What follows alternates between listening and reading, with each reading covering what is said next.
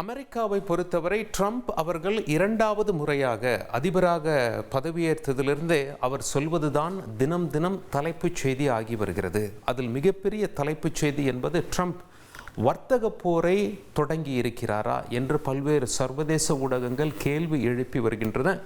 காரணம், அவர் ஒவ்வொரு நாட்டின் மீதும் மிகப்பெரிய வரியை விதித்து வருகிறார். டாரிஃப் என்று அழைப்பார்கள். அதாவது இந்த நாட்டிலிருந்து ஒரு பொருள் அமெரிக்காவுக்குள்ளே போகும்போது அவங்க எவ்வளவு வரி போடுறாங்க என்பது மிகப்பெரிய அதிர்ச்சியை ஏற்படுத்தி இருக்கிறது. ஏற்கனவே அமெரிக்காவும் இந்தியாவும் நட்புடன் பழகினாலும் ட்ரம்ப் திடீரென ரஷ்யா கிட்டேருந்து நீங்கள் கச்சா எண்ணெய் வாங்குறது நிறுத்தணும் அப்படின்னு சொல்லி, நிறுத்தலை அப்படின்னா நான் 25% வரி போடுறேன்னு சொல்லி அதை 50%ஆக மாற்றிருக்கார். அப்படி பார்க்கும் பொழுது சீனாவை ஏற்கனவே, அதாவது ஆசிய நாடுகளுக்கு ட்ரம்ப் எவ்வளோ வரி போட்டிருக்காரு அப்படிங்கிறது நம்ம இந்த கிராஃபிக்ஸ் காட்சியில் இருக்குது பாருங்கள். இந்தியாவுக்கு 50% வரி போட்டிருக்காரு, சீனாவிற்கு 30% வரி போட்டிருக்காரு. ஏற்கனவே அமெரிக்காவும் சீனாவும் வரிக்கு வரி என்று மோதிக்கொண்டார்கள்.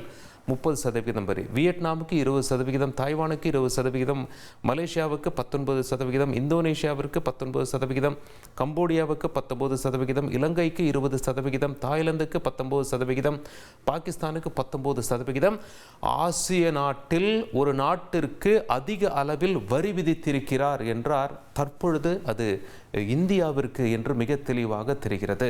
அந்த அளவிற்கு ட்ரம்ப் வரி விதித்திருக்கிறார். அடுத்ததாக இந்தியா இதை எப்படி எதிர்கொள்ளப் போகிறோம் என்பது மிகப்பெரிய கேள்வியாக இருக்கிறது. அமெரிக்கா கிட்டேருந்து, அதாவது ரஷ்யா கிட்டேருந்து கச்சா எண்ணெயை நிறுத்துறது அவ்வளவு சுலபம் கிடையாது.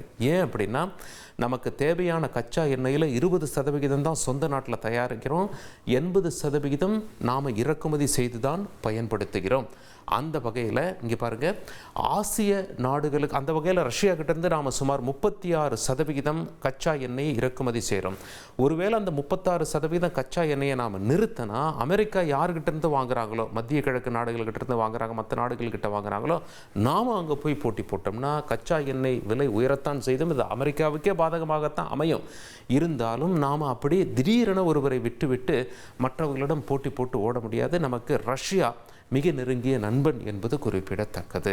அதாவது பிற ஆசிய நாடுகள் வழியாக சீனா இதில் பலனடைகிறது என்றும் சொல்லப்படுகிறது. பிற நாடுகள் வழியாக சீன பொருட்கள் ஏற்றுமதி செய்யப்பட்டால் 40% வரி என்றும் ட்ரம்ப் ஏற்கனவே எச்சரித்திருந்தார். சீனாவின் +1 வியூகத்தை உடைக்க ட்ரம்ப் போடும் திட்டம் அவருக்கே பாதகமாக அமையும் என்றும் சொல்லப்படுகிறது. அமெரிக்காவின் வரியை தவிர்ப்பதற்கு பிற ஆசிய நாடுகளில் சீன நிறுவனங்கள் பொருட்களை தயாரிக்கும் என்றும் சொல்லப்படுகிறது. அடுத்த கட்டமாக பிரதமர் மோடி அவர்கள் சீனா சென்று சீன அதிபரை சந்திப்பார் என்ற அறிவிப்பு வெளியான சில மணி நேரங்களிலேயே ட்ரம்ப் தன்னுடைய வரியை 50% உயர்த்தியிருப்பது மிகப்பெரிய அதிர்ச்சியை ஏற்படுத்தியிருக்கிறது. பொருளாதார நிபுணர் திரு கோபால் அவர்கள் இணைகிறார். சார் வணக்கம். ட்ரம்ப் அவர்களுடைய இந்த அதிர்ச்சியான அறிவிப்பு இந்தியாவை பொறுத்தவரை எம்மாதிரியான தாக்கத்தை ஏற்படுத்தும்? இது வந்து இரண்டு வழியா பார்க்கலாம். ஒன்று அவர் ஏற்கனவே அறிவித்த 25% டாரிஃப் அப்படின்னு ஒரு 10 நாளைக்கு முன்னாடி அறிவித்தார். அது நம்மளுடைய இறக்குமதி, யுஎஸ்க்கான இறக்குமதியில 25%. அதை அறிவிக்கும் போதே அவர் ரஷ்யாவுடனான தொடர்பு, வர்த்தக தொடர்பு, தொழில் தொடர்பு, இந்த எண்ணெய் வர்த்தகத்துக்கான பெனல்டி அறிவிக்கப்படும் அப்படின்னு அப்ப தெரிவித்தார். அப்ப அந்த சதவீதம் கொடுக்கப்படல. இப்ப அது 25% அறிவிச்சிருக்கிறார். ஸோ 2 சேர்த்து 50% அப்படிங்கிறது ஒரு மிகப்பெரிய அதிர்ச்சி தான். அதுல எந்த விதமான மாற்று கருத்தும் இல்லை. பட் இது இவருடைய அறிவிப்பு, என்னுடைய வெளிப்பாடு அப்படிங்கிறது அவருடைய ஏமாற்றத்தையும் விரக்தியையும் ரொம்ப தெளிவாக காட்டுகிறது. ஏன்னா இந்தியாவுடனான அந்த வர்த்தக பேச்சுவார்த்தை பல மாதங்களாக தொடர்ந்து நடந்து கொண்டிருக்கு. அவர் நினைத்தது போல் இந்தியா அவர்களுடைய கண்டிஷன்ஸ், அவர்களுடைய நிபந்தனைகளுக்கு ஒத்துக்கொள்ளவில்லை. அந்த பேச்சுவார்த்தை தொடர்ந்து நடந்து கொண்டிருக்கு. இந்த மாதம் கூட அமெரிக்காவிலிருந்து இருக்கக்கூடிய அந்த அதிகாரிகள் மட்டும் இந்தியாவுக்கு அந்த பேச்சுவார்த்தை தொடர்றதுக்கான வாய்ப்புகள் இருந்த காலகட்டத்தில் இது போன்ற ஒரு அறிவிப்பு வெளியிட்டிருப்பது ட்ரம்பினுடைய முதிர்ச்சியின்மையை தான் வெளிப்பாடாக காட்டிக் கொண்டிருக்கு. அவர் கடந்த சில மாதங்களாகவே அறிவிப்புகளை வெளியிடுவதும் திருப்பி மீண்டும் அறிவிப்புகளை திரும்ப பெறுவதுமாகவே இருந்து கொண்டிருக்கிறார். அந்த அடிப்படையில் பார்க்கும்போது இந்த 50% அப்படிங்கிறது யுஎஸ் உடைய பொருளாதாரத்துக்கும் மிகப்பெரிய தாக்கத்தை பாதிப்புகளை ஏற்படுத்தும். அதே நேரத்தில் இந்தியாவுக்கும் பல்வேறு பொருளாதாரங்களுக்கு இது போன்ற வரி விதிக்கப்பட்ட பல நாடுகளுடைய பொருளாதாரம் பாதிக்கப்படும் அப்படிங்கிறதுல எந்த விதமான மாற்று கருத்து இல்லை. அதனால இது சஸ்டைனபிள் கிடையாது. இது நீடிப்பதற்கான வாய்ப்புகள் மிக மிக குறைவு. இது அவருடைய அறிவிப்பு அந்த ஏமாற்றத்தின் வெளிப்பாடாக தான் பார்க்கப்படுகிறது. சில வாரங்கள் கழித்து இது பேச்சுவார்த்தைகள் வர்த்தக பேச்சுவார்த்தையில இந்த 50% விஷயமும் பேசப்படும் அப்படின்னு எதிர்பார்க்கலாம். ஆனா கண்டிப்பாக இந்த 50% இந்தியாவுக்கு எந்த அளவுக்கு பாதிப்புகளை ஏற்படுத்துவதோ அதே அளவுக்கு பாதிப்புகளை யுஎஸ் பொருளாதாரத்துக்கு ஏற்படுத்தும். என்ன அப்படின்னா இத முக்கியமாக பார்மா, அதாவது மருந்து ஏற்றுமதி அப்படிங்கிறது இந்தியாவிலிருந்து மிக அதிகப்படியாக யுஎஸ்க்கு சென்று கொண்டிருக்கிறது. இந்த வரி அந்த மருந்துகளையும் கவர் பண்ணினா அங்க இருக்கக்கூடிய அந்த ஹெல்த் கேர் காஸ்ட் அப்படிங்கிறது அதிகமாக மிக மிக அதிகமாக ஆவதற்கான வாய்ப்புகள் அதிகம்.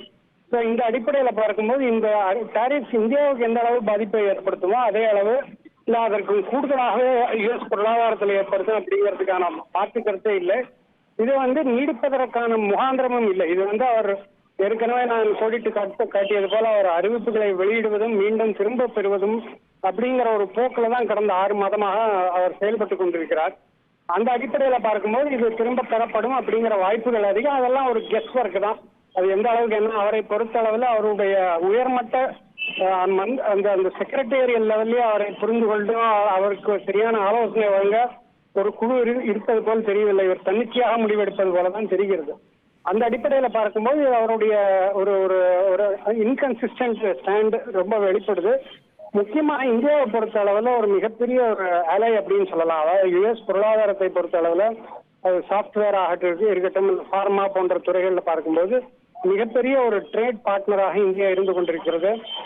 அவருடைய நோக்கம் இந்த அறிவிப்புகளால் அவருடைய நோக்கம் ரஷ்யாவை நிலைகளை செய்ய வாய்ப்புகளை தேடுவதன் காரணமாக இந்தியாவை டார்கெட் பண்ணியிருப்பது போலதான் தெரிகிறது. ஏன்னா இந்தியா மட்டும் இல்ல, சைனா ரஷ்யா இருந்து ஆயில் அதிகப்படியாக ஆயில் வாங்குறாங்க. பட் அதற்கு அவர் சைனாவுக்கு பெனல்டி எதுவும் போடவில்லை. ஐரோப்பிய நாடுகள் பல நாடுகள் ரஷ்யா இருந்து ஆயில் வாங்குவதாக இருக்கு. ஸோ இது இந்தியாவை டார்கெட் பண்ணக்கூடிய ஒரு விஷயம். அது எதனால அப்படின்னா இந்தியாவுடனான அந்த வர்த்தக பேச்சுவார்த்தை அப்படிங்கிறது இழுபறியாகவே இருந்து கொண்டிருக்கு. ஏற்கனவே சொன்னது போல இந்தியா அமெரிக்காவுடைய ஒட்டுமொத்த நிபந்தனைகளை ஒட்டுமொத்தமாக ஏற்றுக்கொள்ளக்கூடிய மனோநிலை இல்லை. அதனாலதான் இன்னும் தொடர்ந்து அந்த இழுபறியாக இருந்து கொண்டிருக்கு. அந்த இழுபறியில அவர் மிகப்பெரிய அதிருப்தியை அவருக்கு ட்ரம்ப் ஏற்படுத்தி இருக்கிறது அப்படிங்கிறது இந்த அறிவிப்பின் வெளிப்பாடாக பார்க்கலாம். ஏற்கனவே 25% வரி விதித்திருந்தார். இப்போ கூடுதலாக 25% வரி, மொத்தம் 50% வரி என்று சொல்லி இருக்கிறார் அமெரிக்க அதிபர். இந்த கூடுதல் 25% வரி இன்னும் 21 நாட்களில் அமலுக்கு வரும் என்ற செய்தியும் வெளியிட்டிருக்கிறார். பிரதமர் மோடி அவர்கள் சீனா பயணிக்க இன்னும் 3 வாரங்கள் இருக்கிறது. அங்கே சீன அதிபரையும் சந்திப்பார், ரஷ்ய அதிபரையும் சந்திப்பார் என்று சொல்லப்பட்ட கொஞ்ச நேரத்திலேயே இந்த அறிவிப்பை ட்ரம்ப் வெளியிட்டிருக்கிறார். உலக அரசியலில் அடுத்த கட்ட நகர்வுகள் எப்படி இருக்கும்? இது இப்ப இருக்கக்கூடிய சூழல்ல அவர் ட்ரம்பை பொறுத்த அளவில் தன்னிச்சையாக செயல்பட்டு கொண்டிருக்கிறார். அவருக்கு எந்த ஒரு விஷயமே அவர் சார்ந்த முடிவுகளை எடுக்கக்கூடிய ஒரு நிலையில தான் இருக்கிறார். அதாவது அவர் ரஷ்யாவுடனான அந்த யுக்ரைனுடனான போரை நிறுத்துவதற்கு பல்வேறு கட்டத்தில் அவர் நேரடியாக பகிரங்கமான எச்சரிக்கைகளே ரஷ்யா மூலமாக இப்ப 2 நாட்களுக்கு முன்பு நியூக்ளியர் சப்மரைனே ரஷ்யா பக்கமாக அவர் திருப்பி விட்டதெல்லாம் பார்த்தோம். அந்த கட்டத்திலுமே ரஷ்யா அதற்கு இறங்கி வராமல் அவர்கள் இழுபறியாகவே இருந்து கொண்டிருப்பது அவருடைய அந்த ஆத்திரத்தின் வெளிப்பாடாக தான் இருக்கு. அதன் மூலமாக அவருக்கு ரஷ்யாவுக்கு துணை போகக்கூடிய நாடுகள், அதாவது வர்த்தக நாடுகள் அப்படின்னு அடிப்படையில் இந்தியாவுக்கு உண்டான, ஏன்னா அவர் முதல் அறிவிப்பு அந்த 25% முதல் முறையாக அறிவிப்பு வெளியிட்ட போதே ரஷ்யாவுடனான அந்த வர்த்தக தொடர்புக்கும் ஒரு பெனால்டி இருக்கும். அதை அப்ப அறிவிக்கல, அதைதான் இப்ப அறிவித்திருக்கிறார். அதனால இப்ப இந்தியாவுடைய பிரதமருடைய இந்த சீன பயணம் எஸ்சிஓ சீன பயணம் அப்படிங்கிறது இது ஒரு மிகப்பெரிய திருப்புமுனை. ஏன்னா இந்தியாவும் சீனாவும் ஒரு எளியும் புனியுமாக ஒரு 6-7 ஆண்டுகளாக, இந்த 'கால்வான்' பிறகு ஒரு 2 நாட்டு தலைவர்களும் சந்திக்காத ஒரு சூழல்ல வந்து இப்ப சைனாவுக்கும் இந்தியாவுக்கும் ஒரு பொது எதிரியாக யுஎஸ் மாறி இருப்பதை வெளிப்படுத்துகிறது. அதனால இதெல்லாமே ஒரு ஜியோ பொலிட்டிக்கல் நகர்வுகளாக தான் பார்க்கணும். இது வந்து இந்தியா மோடியுடைய இந்த அறிவிப்பு, இந்த சந்திப்பு அறிவிப்பு அப்படிங்கிறது யுஎஸ்க்கு உண்டான ஒரு நேரடியான ஒரு எச்சரிக்கையாக தான் இது பார்க்கப்படுகிறது. அந்த ஒரு எரிச்சலும் ட்ரம்புக்கு இருக்கும். ஸோ எல்லாம் ரஷ்யாவுடனான அந்த வர்த்தக போர், அந்த ஒரு விஷயம், ரஷ்யா யுக்ரைன் போர் அவரால் நிறுத்த இயலாத ஒரு சூழல், இதெல்லாமே அவருடைய அந்த எண்ணங்களை வந்து ஒரு விரக்தியின் உச்ச நிலைக்கு தள்ளி இருப்பதைத்தான் காட்டுகிறது. இது வந்து ஒரு முதிர்ச்சியான தலைவர் செய்வதோ இல்லை யுஎஸ் போன்ற ஒரு நாட்டின் மிகப்பெரிய வல்லரசுடைய அதிபர் செய்வது அப்படிங்கிறது வந்து இதுதான் முதல் முறை.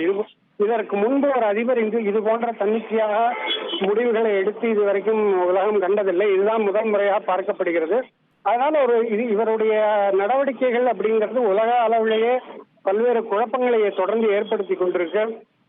அதுபோக இப்போ இருக்கக்கூடிய இந்த நகர்வுகள் இந்தியா சீன தலைவர்களுடைய இன்னும் அடுத்த 3 வாரங்கள்ல சந்திப்பு, ரஷ்யாவுடனான இந்த இப்ப NSA அஜித் தோவல் அவர்கள் ரஷ்யா சென்றிருக்கிறார். அங்கே உயர்மட்ட தலைவர்களோட பேச்சுவார்த்தை நடந்து கொண்டிருக்கிறார்.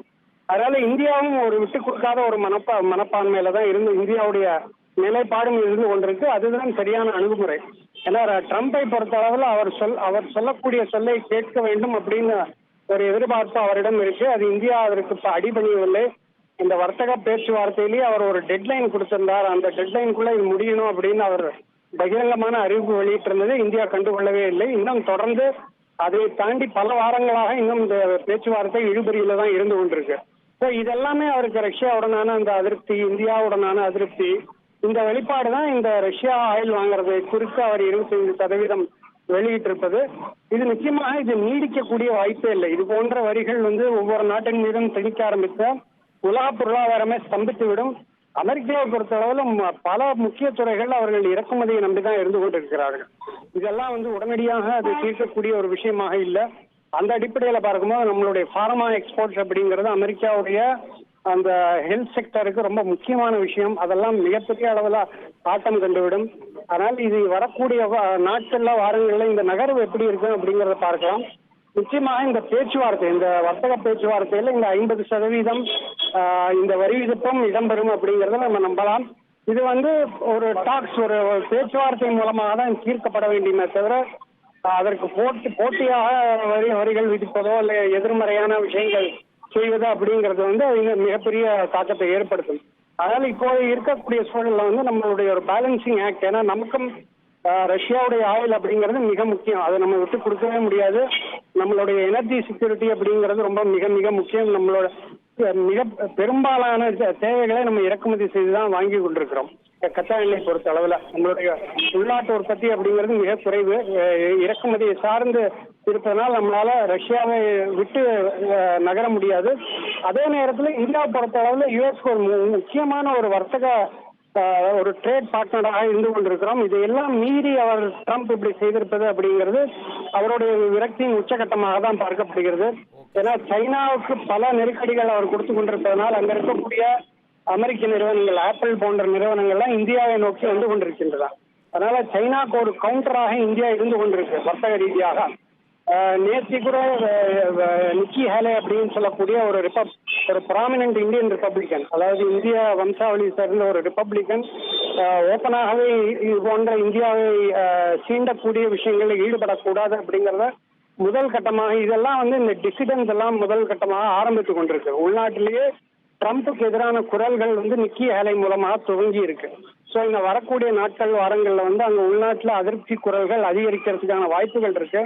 ஏன்னா பொதுவாகவே அமெரிக்காவுடைய மனோநிலையில சைனாவுக்கு எதிர்ப்பலை மிக அதிகமாக இருக்கு. அதாவது சாமானிய மக்களிடையே சைனா குறித்த எதிர்ப்பலை அதிகமாக யுஎஸ்ல இருக்கு. ஆனா இந்தியாவை பொறுத்த அளவுல ஒரு நல்ல நட்பான நாடு, ஒரு கல்ச்சர்டு கண்ட்ரி அப்படிங்கிற ஒரு நட்புணர்வு வந்து அமெரிக்க மக்களிடம் இந்தியாவை பொறுத்த அளவு இருக்கு.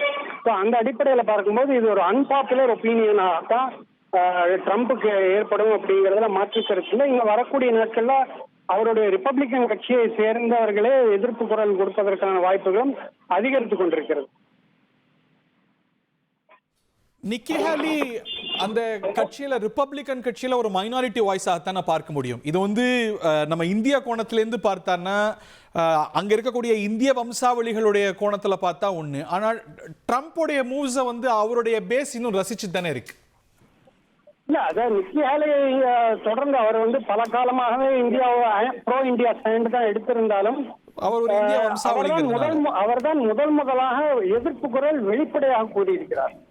ட்ரம்புடைய குணநலன் எல்லோருக்கும் தெரியும். அவர் வந்து அவருக்கு பிடிக்கவில்லை அப்படின்னா அவர் வெளியேற்றுவதற்கு தயங்க மாட்டார். அந்த மாதிரியான ஒரு நிலைப்பாட்டுல ட்ரம்ப் இருக்கிறார்.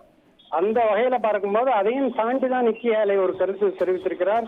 நாளைக்கு அவருமே ஓரங்கட்டப்படுவதற்கான வாய்ப்புகள் இருக்கு. அது அவர் ஏற்கனவே ஓரங்கட்டி தான் இருக்கிறாருங்கிறத பார்க்கிறோம். அவருக்கும் இன்னமா அந்த ஓரங்கட்டப்பட்டிருந்தாலும் இது போன்ற வாய்ஸஸ் வெளியில வரும்போது இவருடைய வாய்ஸ் முக்கியம் இல்லை அப்படின்னாலும் இவரை பின்தொடர்ந்து பல குரல்கள் வெளிவருவதற்கான 50% அப்படிங்கிறது do you think it is there to stay? ஏன்னா அவர் வந்து அவருடைய வர்த்தக நடவடிக்கைகளை பார்க்கும்போது திடீர்னு உயர்த்துவார், திடீர்னு குறைப்பார். இது அவருடைய ஒரு பேர யுக்தியாக, ஒரு பார்கெனிங் டெக்னிக்காக பார்க்க முடியுமா? அதான் இது வந்து இட் இஸ் நாட் சஸ்டைனபிள். ஏன்னா 50% பிட்வீன் இந்தியா அண்ட் யூஎஸ் அப்படிங்கிறது வந்து highly unsustainable. For that matter எந்த மிகப்பெரிய வர்த்தக ட்ரேட் பார்ட்னர்ஸ் கூட 50% அப்படிங்கிறது அது வந்து சஸ்டைனபிள் கிடையாது. பட் அவருடைய ஆட்டிடியூட் எப்படி இருக்கு அப்படின்னா ஃப்ரஸ்ட்ரேட்டட் லீடராக தான் பார்க்கப்படுகிறது. ஏன்னா அவர் பல விஷயங்களுக்கு இந்தியா பாகிஸ்தான் இந்த ஆபரேஷன் சிந்தூர்லயே கூட அவரே பலமுறை அதாவது நான் தான் இதற்கு வந்து முடிவு கட்டினேன் அப்படிங்கிற மாதிரியான ஒரு தன்னிச்சையான கருத்தை இந்தியா மறுத்தும் கூட தொடர்ந்து அந்த கருத்தை தெரிவித்துக் கொண்டிருந்தார். Okay, thank you very much sir. திரு கோபால் அவர்கள் பொருளாதார வல்லுநருடைய கருத்தை கேட்டோம்.